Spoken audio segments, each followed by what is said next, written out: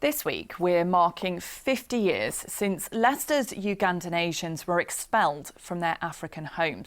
Tomorrow, the anniversary of that fateful announcement, which forced families to flee for their lives.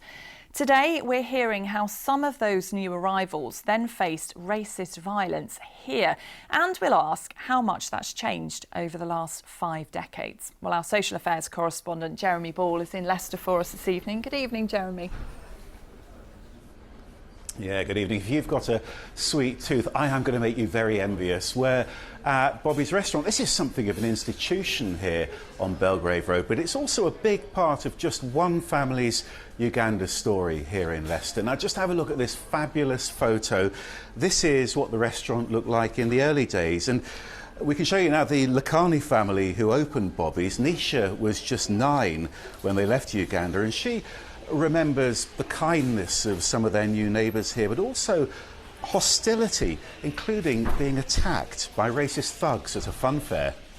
There was a group of young men, skinheads, who just literally ran across the park. They pulled out the stakes from the ground and they were starting to hit the people. And it was families with young children. It was just horrible. And my brother just grabbed my hand and we ran.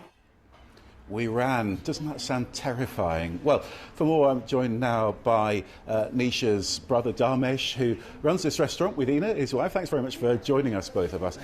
I mean, you were both very young when you first arrived here, but you experienced some of that hostility as well, didn't you? Definitely. Obviously, being chased is not nice.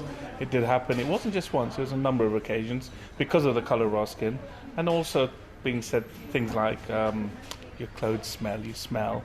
I found it really bad. It was really, but at the time I didn't know much different. I was only 4 when I came, but it wasn't nice. It was quite, sad.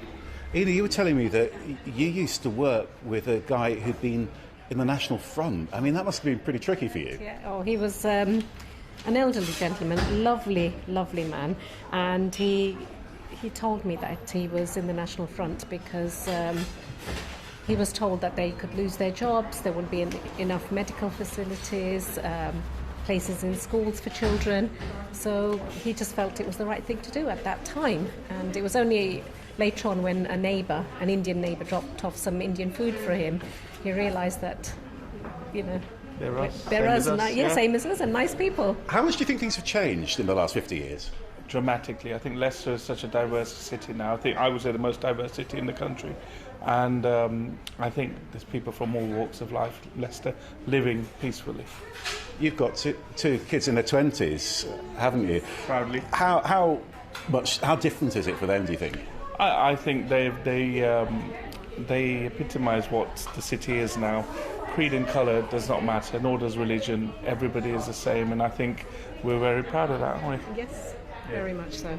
Damesh, Ina, thank you so much for joining us. Thank you. And it's a big day as well, actually, for one of Damesh's sisters, who has flown out today to Uganda for the first time in 50 years. Now, this is Malika Teacher, who's actually taking a group from Leicester to visit their childhood homes out in Uganda.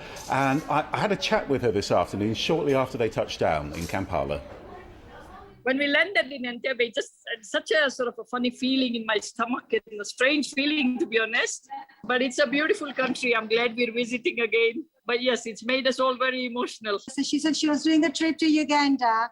And I said, I'll only come if you do a bypass to Mbale, which is my birthplace. And she agreed. And here I am. I want to go to see my mom's grave. And it's that spot. And I want to walk the steps that she walked while she was there. What a trip. And it's going to be an emotional day, I think, for a lot of people here in Leicester tomorrow. 50 years to the day since that fateful announcement by Idi Amin. Now, tomorrow we're going to be off to Leicester's New Walk Museum, where they're celebrating and commemorating some really personal journeys, Sarah.